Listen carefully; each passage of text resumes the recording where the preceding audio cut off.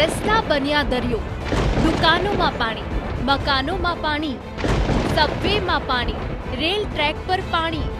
12 inch વરસાદે મુંબઈને થંભાવી દીધું.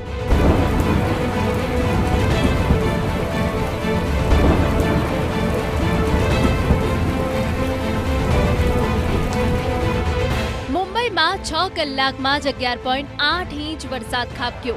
રાતથી જ વરસાદ શરૂ થયો હતો. ધોધમાર વરસાદ હતો.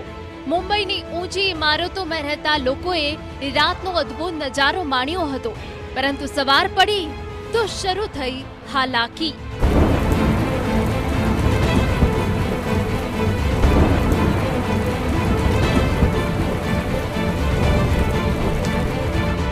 સામાન્ય વરસાદમાં પણ જ્યાં જળબંબાકાર થતું હોય ત્યાં એક સાથે વરસાદ ખાબક્યો અને ચારે તરફ પાણી સિવાય કશું જ જોવા ન મળ્યું.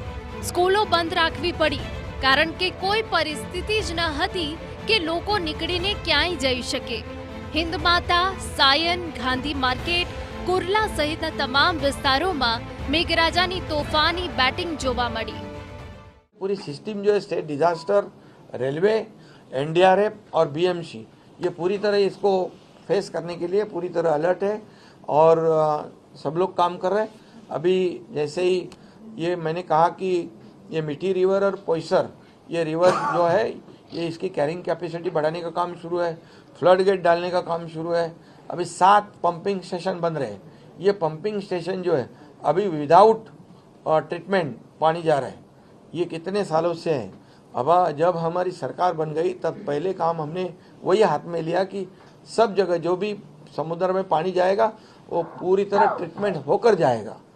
રેલવે ટ્રેક નીચેથી ધસી માટી ફસાયેલા લોકોનું રેસ્ક્યુ કરાયું. રસ્તાઓ પર તરતી જોવા મળી કાર. ધોધમાર વરસાદે મુંબઈની લાઇફલાઇન પર બ્રેક મારી દીધી.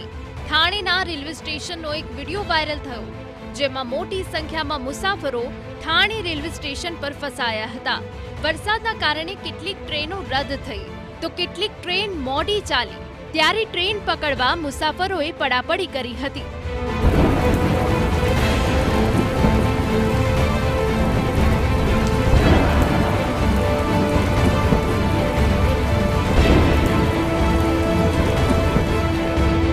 તો બીજી તરફ થાણેના દુર્ગમ આદિવાસી વિસ્તારમાં રેસ્ક્યુ ઓપરેશન કરવું પડે તેટલા પાણી ભરાયા. એનડીઆરએફે એક વિસ્તારમાંથી 49 લોકોને બચાવ્યા. થાણેના આ વિસ્તારમાં એનડીઆરએફને રેસ્ક્યુ ઓપરેશન કરવું પણ પડકારજનક હતું. પરંતુ એનડીઆરએફના જવાનોના જુસ્સાએ લોકોના જીવ બચાવી લીધા. સબવેમાં પાણી ભરાયા. વરસાદી પાણીમાં ડૂબી કાર. ડૂબેલી કારને કાઢવા ક્રેનની મદદ લેવાઈ. મુંબઈના મલાડમાં ભારે વરસાદના કારણે સબવેમાં પાણી ભરાયા. વરસાદી પાણી એટલા હતા કે તેમાં કાર પણ ડૂબી ગઈ. જો કે રાહતની વાત એ હતી કે કારમાં સવાર લોકો પહેલા સુરક્ષિત નીકળી ગયા, પરંતુ કારને કાઢવા માટે ક્રેનની મદદ લેવી પડી. મુંબઈ સિવાય પણ ધોધમાર વરસાદ થયો છે. ચારે બાજુ છે માત્ર ને માત્ર જળમગ્ન મુંબઈ.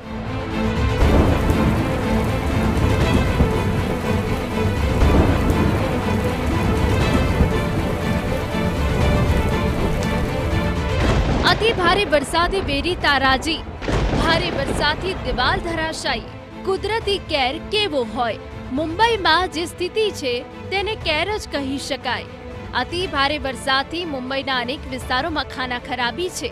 મોલુંડમાં ભારે વરસાદના કારણે દિવાલ ધરાશાયી થઈ હતી. દિવાલ ધરાશાયી થતા કેટલીક કારને નુકસાન થયું તો બીજી તરફ વરસાદ એટલો પડ્યો કે કેટલાક વિસ્તારમાં દુકાનમાં પણ પાણી ભરાયા. ચારે બાજુ ઘૂંટણસમા પાણી. અંડરપાસમાં પણ જળબંબાકાર. આ દ્રશ્યો છે મુંબઈના વિલે પાર્લેના, જ્યાં ભારે વરસાદી અસર સ્પષ્ટ દેખાઈ રહી છે. ચારે બાજુ ઘૂંટણસમા પાણી ભરાયા. સ્થિતિ એવી કે લોકોને પણ આ જ ઘૂંટણસમા પાણીની અંદરથી પસાર થવું પડ્યું. જળબંબાકારને કારણે લોકો પરેશાન થયા તો વિલે પાર્લેનો અંડરપાસ પણ પાણીથી ભરાઈ ગયો.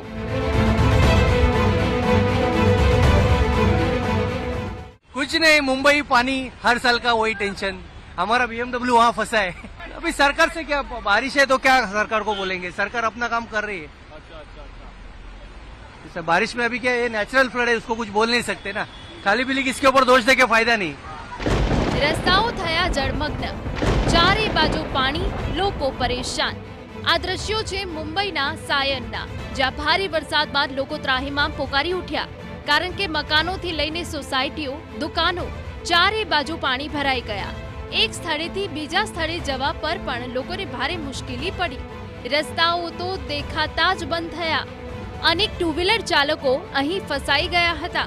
મુંબઈ અને મુંબઈ આસપાસના વિસ્તારોમાં પાણી જ પાણી છે, ત્યારે વરસાદ બાદ ભરાયેલ પાણીને લઈને રાજનીતિ પણ શરૂ થઈ ગઈ।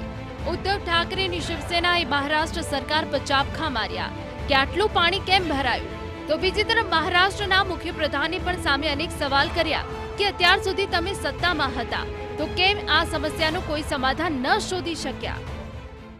ये राजनीति का विषय नहीं है। और बारिश इतनी तेज गिरी है, तो ये तेज बारिश गिरी है, ये इससे पहले जो आज हम लोग उपाय कर रहे हैं 2 साल में शुरू किए, वो तो पहले होने चाहिए थे।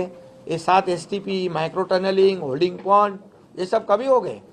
ये टीका करना, आरोप करना तो ठीक है, लेकिन हमने आज कंक्रीट के रोड बनाने का काम शुरू कर दिया इधर BMC में। इतने साल क्यों नहीं किया? इतने साल क्यों गड्ढों का सामना करना पड़ रहा है? आज जो होल्डिंग पॉइंट के वजह से मिलन सबवे, हिंद माता, अंधेरी का, इसमें अभी आप देखो हमेशा पानी रहता था, आज उधर पानी नहीं है होल्डिंग पॉइंट की वजह से। રાયગઢમાં આગ ફાટ્યું, કિલ્લા પરથી પ્રચંડ વેગે પાણી વહ્યા। ભયંકર વરસાદ વચ્ચે લોકો ફસાયા।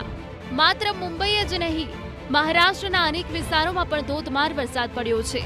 મહારાષ્ટ્રના રાયગઢનો એક વિડીયો સોશિયલ મીડિયા પર વાયરલ થયો છે, અને વિડીયોમાં મેઘરાજાના સૌથી ભયાનક, સૌથી રૌદ્ર સ્વરૂપના દર્શન થયા છે। એટલો વરસાદ પડ્યો કે ધસમસતા પાણી વહેતા જોવા મળ્યા।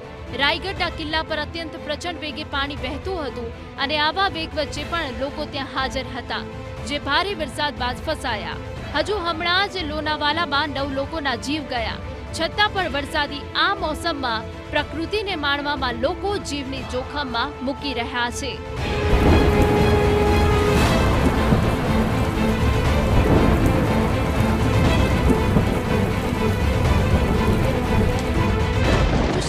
વરસાદે વેરી બરબાદી, ખેતરો પેટમાં ફેરવાયા।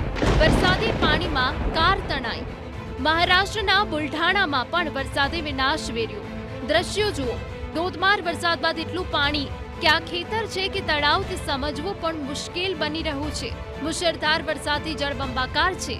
નદીઓના પાણી ઘૂસી જતા ખેતરો બેટમાં ફેરવાયા છે। ખેતરમાં ઘર પાસે પાર્ક કરાયેલી એક કાર પાણીમાં તણાઈ ગઈ। રમકડાની કાર હોય તેમ તે પાણીમાં તણાઈ ગઈ।